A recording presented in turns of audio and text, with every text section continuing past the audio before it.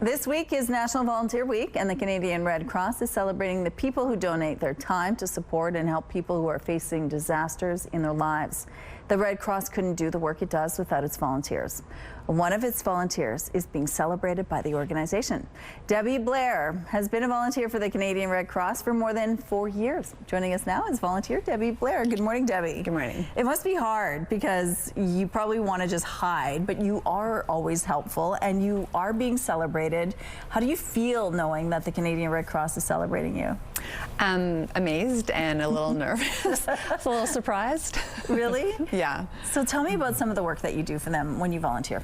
So I do a lot of large-scale evacuations from Manitoba, that when we have like forest fires or flooding, and the majority of the work currently that I do is for small-scale house fires, apartment fires within the city of Winnipeg. So often you're the first people that people are seeing when the worst thing is happening in their lives. Yeah, I do a lot of on-call work, so that's usually the first person when they call the Red Cross number.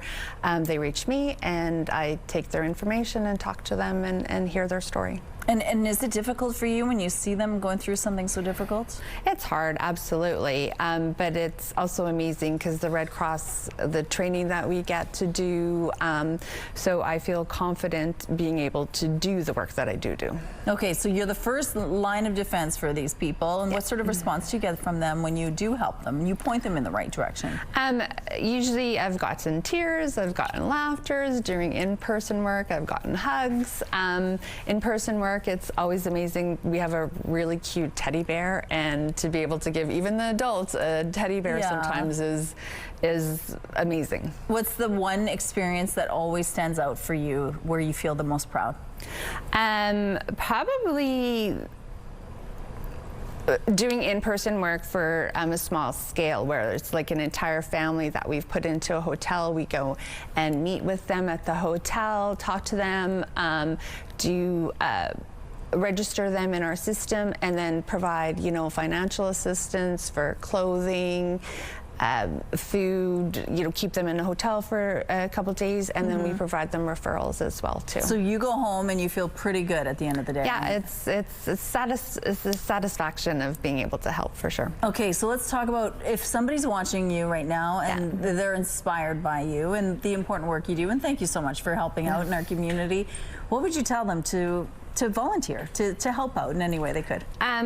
With the Red Cross, it's really, it's not a lot of time consuming. It's really flexible, so you can be available for 1 day a week. You could, come in when it's a large scale evacuation. There's, a lot of different roles that can be taken. So, and the training is amazing. So just do it.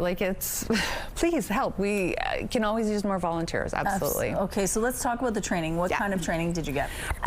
Its majority is virtual, and there's different paths that you can take depending on which role you want to do. You kind of start out at the lower levels, and then you can work your way up, and you can do different roles all of the time, so you don't ever have to stay in one role. You would change it up. Absolutely. And like I said, a lot of it's virtual, so you can do it on your own time. Take however long you need to get it done.